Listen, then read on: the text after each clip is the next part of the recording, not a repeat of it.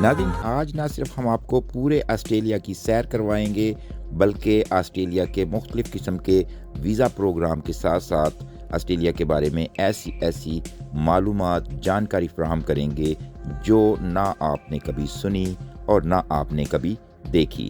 تو جلدی سے اس ویڈیو کو شروع کرتے ہیں۔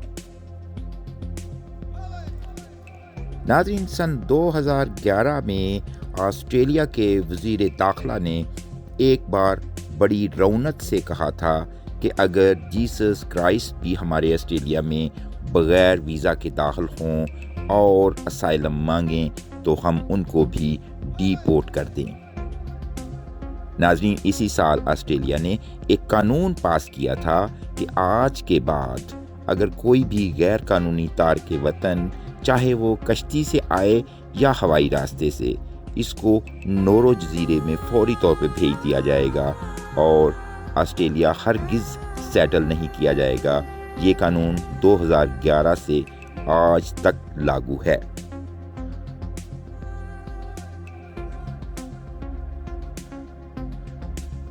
ناظرین، کیا آپ جانتے ہیں کہ آسٹریلیا کی پہلی سرکاری پولیس انتہائی خطرناک جیل کے قیدیوں پر مشتمل تھی، جن کو اس وقت کی حکومت نے اپنی مرضی سے بھرتی کیا تھا؟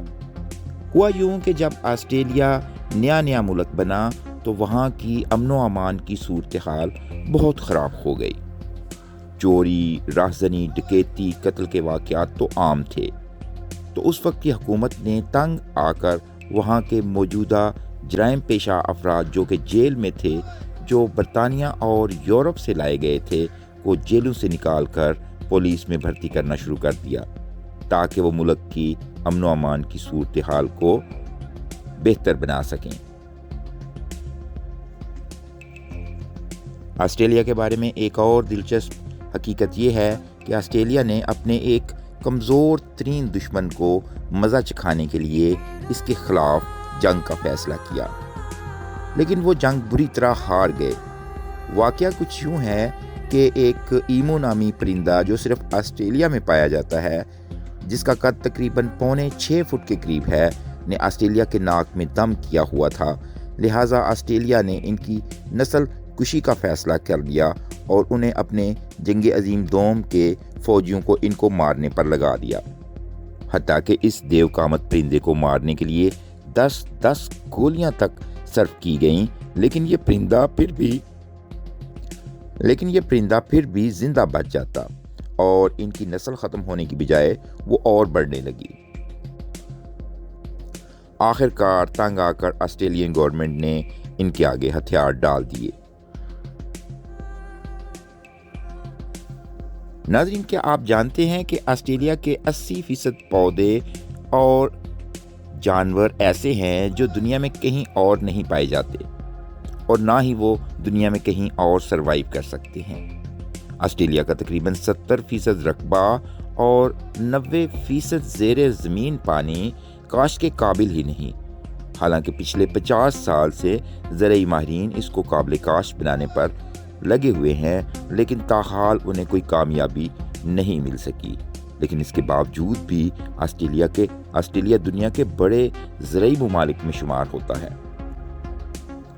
کیا آپ جانتے ہیں کہ آسٹریلیا میں 50,000 سال پرانے انسانی آثار نظر آئے، لیکن آج تک یہ کنفرم نہیں ہو سکا کہ آخر یہ لوگ آسٹریلیا پہنچے کیسے۔ ایک اور دلچسپ چیز جو آپ کو بتاتے چلیں وہ یہ ہے کہ ناظرین، سانپ آپ کے تکیے کے نیچے سے بھی نکل سکتا ہے، لیکن اس کو مارنے یا نقصان پہنچانے کی اجازت آپ کو ہرگز نہیں۔ اگر آپ نے ایسا کیا تو آپ کو سنگین نتائج بھگتنا پڑیں گے۔ ناظرین، اگر آسٹریلیا کے بڑے شہروں پر نظر دوڑائی جائے تو سڈنی آسٹریلیا کا سب سے بڑا اور اہم شہر ہے۔ اس کی آبادی تقریباً 60 لاکھ کے قریب ہے۔ یہ شہر اپنی جدید طرز زندگی، قدرتی حسن اور تاریخی عمارات کی وجہ سے بہت مشہور ہے۔ اس کے مشہور مقامات میں اوپیرا ہاؤس، ہاربر برج، بونڈائی بیچ، تارونگا چڑیا گھر اور کوئین وکٹوریہ بلڈنگ شامل ہیں۔ جو بھی کوئی بیرون ملک سے آسٹریلیا سیٹل ہونا چاہتا ہے اس کا پہلا انتخاب سڈنی ہی ہوتا ہے۔ میلبرن آسٹریلیا کا دوسرا بڑا شہر ہے اور آب و ہوا اور خوبصورتی کے لحاظ سے دنیا کے نمبر 1 شہروں میں شمار ہوتا ہے۔ کچھ لوگوں کا ماننا ہے کہ اگر آپ ایک بار اس شہر میں بس گئے تو پھر آپ کو دنیا میں کسی اور شہر میں بسنے کو دل نہیں کرے گا۔ رومانوی شامیں، معطر صبحیں، جدید ترین اور پرتعیش طرز زندگی، یہ شہر ہمیشہ کے لیے آپ کے دماغ میں اپنے نقوش چھوڑ جائے گا۔ اس شہر کی آبادی تقریباً 45 لاکھ کے قریب ہے، جس میں زیادہ تر غیر ملکیوں کی تعداد میں چائنیز، انڈین اور کچھ دوسرے ممالک کے لوگ شامل ہیں۔ ناظرین، آسٹریلیا کا دارالحکومت کینبرا ہے اور یہ آسٹریلیا کا 8واں بڑا شہر ہے، جس کی آبادی تقریباً 4.5 لاکھ کے قریب ہے۔ مزے کی بات اس شہر کے بارے میں یہ ہے کہ یہ شہر جس جگہ آباد کیا گیا، اس جگہ پر 21,000 سال پہلے وہاں کے قبائلی لوگ آباد تھے۔ اس قبیلے کا نام نگوناوال تھا اور ان کی مقامی زبان کا لفظ ہے کینبرا، اور کینبرا کا مطلب ہے میٹنگ کی جگہ، ملاقات کی جگہ، جو کہ آسٹریلیا نے ان قبائلیوں کی یاد یا ان کے احترام میں یہ نام رکھا ہے، اور کینبرا دراصل کوئی انگریزی کا لفظ ہرگز نہیں ہے۔ ناظرین، آسٹریلیا کی کل 6 ریاستیں یا اسٹیٹس ہیں، جن میں پہلے نمبر پر نیو ساؤتھ ویلز، جس کا کیپٹل سڈنی اور اس کی آبادی تقریباً 8.3 ملین کے قریب ہے۔ اس کی دوسری اسٹیٹ یا ریاست وکٹوریا ہے، جس کا کیپٹل میلبرن اور اس کی آبادی 6.8 ملین کے لگ بھگ ہے۔ اس کی تیسری اسٹیٹ کوئنزلینڈ ہے، جس کا کیپٹل برسبن ہے اور اس کی پاپولیشن 5.4 ملین کے لگ بھگ ہے۔ اس کی چوتھی اسٹیٹ ویسٹرن آسٹریلیا ہے، جس کا کیپٹل پرتھ ہے اور اس کی پاپولیشن 2.9 ملین کے قریب ہے۔ اس کی 5ویں اسٹیٹ ساؤتھ آسٹریلیا ہے، جس کا کیپٹل ایڈیلیڈ ہے اور اس کی پاپولیشن 1.8 ملین کے لگ بھگ ہے، اور اس کی چھٹی اور آخری اسٹیٹ تسمانیہ ہے، جس کا کیپٹل ہوبارٹ ہے۔ یہ بیسیکلی ایک جزیرہ ہے اور اس کی پاپولیشن 5.7 ملین کے لگ بھگ ہے۔ ناظرین، تسمانیہ کو منی کینیڈا کے نام سے بھی اکثر پکارا جاتا ہے، کیونکہ اس کے ہاؤ بھاؤ اور اس کا موسم کینیڈا کے قریب ترین پایا جاتا ہے۔ ناظرین، اگر کینیڈا کے مختلف قسم کے ویزا جات کی بات کی جائے تو اس میں سب سے پہلا ویزا جو ہے اور جو سب سے زیادہ فیورٹ ویزا جو ہے وہ وزٹ ویزا ہے۔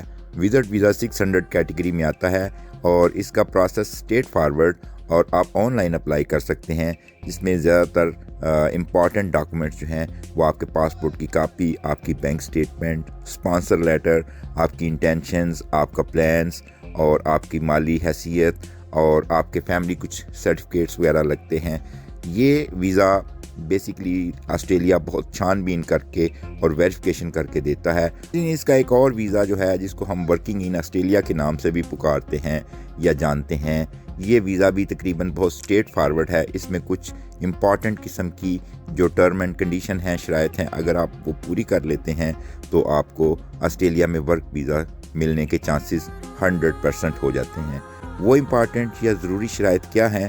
ان میں سب سے پہلے نمبر پہ تو یہ ہے کہ آپ کو آسٹریلیا میں کوئی ریکگنائز امپلائر آپ کو وہاں پہ اسپانسر کرے جو آپ کے پروفیشن سے بالکل ریلیٹڈ ہو، اور آپ کا پروفیشن، آپ کے پاس اپنے پیشے یا پروفیشن سے ریلیٹڈ 3 سے 4 سال کا ایکسپیرینس ہو، جیسے plumber, electrician, nurses, doctors, IT engineers, masons, property dealer, construction سے ریلیٹڈ، حتیٰ کہ بہت چھوٹی چھوٹی آپشنز بھی ہیں اس میں، شو میکر، بہت ایسی اس قسم کی کئی کیٹیگریز ہیں جس میں اگر آپ کے پاس ایکسپیرینس ہے، اس سے ریلیٹڈ سرٹیفکیٹس ہیں، آپ کے پاس آسٹریلیا کا امپلائر، ریکگنائز امپلائر، وہاں کا رجسٹرڈ امپلائر جو کہ آتھورائز ہے، آپ کے پاس جاب آفر ہے، اور آپ زیادہ تر کیسز میں جو ہے جیسے پلمبرز ہیں، پائپ فٹرز ہیں، ہیئر ڈریسرز ہیں، ان میں کئی ایسے ہیں جن میں انگلش لینگویج کی ریکوائرمنٹ آئیلٹس کی 4.5 یا میکسیمم 5، اوورال 5 یا 4.5 کے لگ بھگ ہے، جو بہت آسان آئیلٹس جو ہے وہ کوئی بھی ایک بلو ایوریج انگلش رکھنے والا بھی اس کو پاس کر سکتا ہے۔ اگر یہ آپ شرائط پوری کرتے ہیں تو آپ ورک ان آسٹریلیا کو سیکیور کر سکتے ہیں اور آپ آسٹریلیا میں جاب کرنے کے لیے جا سکتے ہیں۔